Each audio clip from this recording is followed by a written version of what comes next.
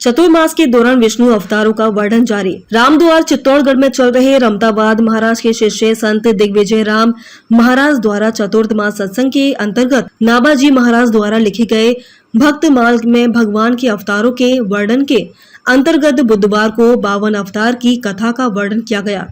जब राजा बलि देवताओं को राज को हड़प लेते हैं, तब कश्यप मुनि की पत्नी अदिति ने 12 दिन का प्रयोव्रत व्रत किया। भगवान 52 रूप में अदिति के गर्भ से भाद्र पक्ष की द्वादशी को जन्म लेते हैं। 52 भगवान के वचन मांगने पर राजा बलि संकल्प लेते हैं और भगवान राजा बलि से 3 पग जमीन मांगते हैं। राजा बलि को हंसी आती है, किंतु भगवान अपने पहले चरण से पृथ्वी, दूसरे चरण से आसमान नाप लेते हैं। तब राजा बलि से कहते हैं कि तीसरा पैर कहाँ रखो। राजा बलि अपना समर्पण कर देते हैं। तब भगवान अपना तीसरा पैर राजा बलि के सिर पर रखते हैं। इस प्रकार बलि को सुरताल लोक देते और स्वर्ण वापस देवताओं को। परशुराम अवतार कथा में सत्यवती और माता जब ऋषि ऋतिक के पास गए तो पुत्र की कामना की, तो उन्हें 2 चरु दिए। सत्यवती और माता दोनों ने आपस में चरु बदल लिए। राजा धात्री के पुत्र विश्वामित्र हुए और ऋतिक ऋषि के प्रभाव से जमदंगनी ऋषि के परशुराम जी ने अवतार लिया। जमदंगनी ने जब परशुराम जी को आज्ञा दी तो माता को मार दो, तो पिता की आज्ञा से माता और 7 भाइयों को मार दिया। तब पिता प्रसन्न हुए और उन्होंने वरदान मांगने पर को कहा कि तो उन्होंने वरदान मांगने को कहा तो उन्होंने वापस माता और भाइयों को जीवित करने को कहा।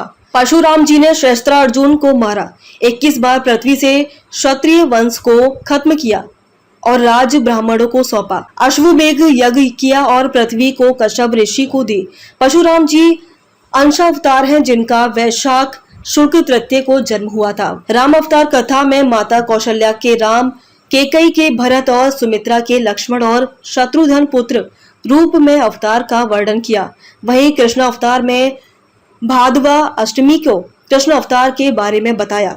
बुद्ध अवतार के वर्णन में कहा कि एक बार दैत्य ने देवराज इंद्र से पूछा कि हमारा राज्य कैसे सुरक्षित रहेगा, तो उन्होंने कहा कि गया में राजा शूद्रोधन माता माया के यहाँ भगवान बुद्ध का जन्म हुआ।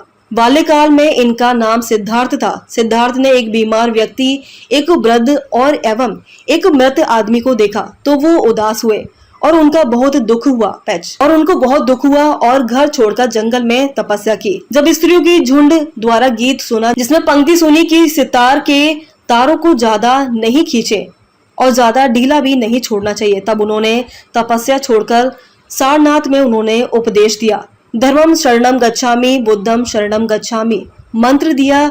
एक बार गौतमी अपने मरे हुए बच्चे को लेकर भगवान बुद्ध के सामने जाती है। भगवान बुद्ध ने कहा कि तुम्हारा पुत्र मैं जिंदा कर दूंगा, पर ऐसे घर से कुछ सरसों के दाने लाना जिसके घर में कभी कोई नहीं मरा हो। तब उसे पता लगा कि ऐसा कोई घर नहीं है जिसमें कोई मरा ना हो। तब उसे ज्ञान हुआ कि जिसका जन्म हुआ है उसका मरना निश्चित है।